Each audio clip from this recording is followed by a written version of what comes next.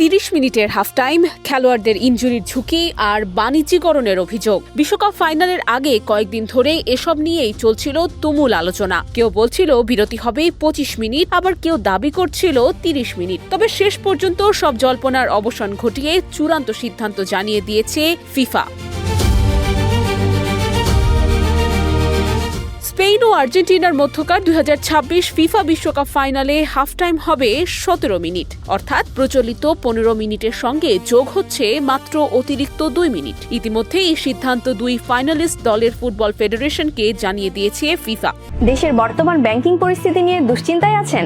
প্রতিটি বিনিয়োগ এখানে পরিকল্পিত, বাস্তব এবং নিরাপদ। কল করুন বা হোয়াটসঅ্যাপ করুন স্ক্রিনে দেয়া নম্বরে। গত কয়েকদিন ধরে আন্তর্জাতিক বিভিন্ন গণমাধ্যমে দাবি করা হচ্ছিল সুপার বোলের আদলে বিশ্বকাপ ফাইনালের বিরতি 25 কিংবা 30 মিনিট করা হতে পারে। এর আগে 2021 সালে দক্ষিণ আমেরিকান ফুটবল কনফেডারেশন কনমেবল 25 মিনিটের হাফ টাইমের প্রস্তাব দিলেও ফুটবলের আইন প্রণেতা সংস্থা IFAB তা নাকচ করে দিয়েছিল। তাদের যুক্তি ছিল, দীর্ঘ সময় মাঠের বাইরে থাকলে খেলোয়াড়দের বেশি ঠান্ডা হয়ে যায় এবং চোটের ঝুঁকি বেড়ে যায়।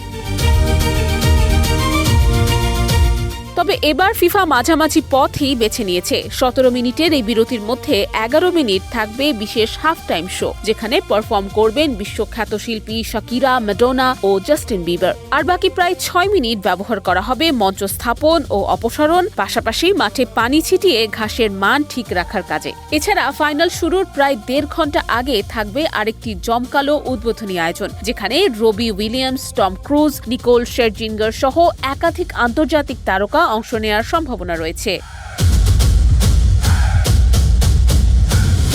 এদিকে ফিফা আরও জানিয়েছে, হাইড্রেশন ব্রেকের নিয়মে কোনো পরিবর্তন আসছে না। যুক্তরাষ্ট্রের গরম আবহাওয়ার কারণে প্রতি অর্ধে একটি করে, অর্থাৎ ম্যাচে মোট 2টি পানি পানের বিরতি থাকবে। মেটলাইফ স্টেডিয়ামের ঘাস নিয়ে এর আগে স্পেন শিবির উদ্বেগ প্রকাশ করেছিল, তাই হাফ টাইমের অতিরিক্ত সময়ের একটি অংশ মাঠের অবস্থা ঠিক রাখতেও ব্যবহার করা হবে। অর্থাৎ দীর্ঘ 30 মিনিটের বিরতির গুঞ্জন শেষ পর্যন্ত গুঞ্জনই থাকলো। মাঠের ছন্দ বজায় থাকবে, আবার দর্শকরাও উপভোগ করবেন বিশ্বকাপ ইতিহাসের অন্যতম বড় হাফ টাইম শো। এখন অপেক্ষা শুধু 19 জুলাইয়ের মেটলাইফ স্টেডিয়ামে ফুটবলের নতুন বিশ্ব চ্যাম্পিয়ন দেখার। নুসরাত অনন্যা, ডেস্ক রিপোর্ট, এদিন।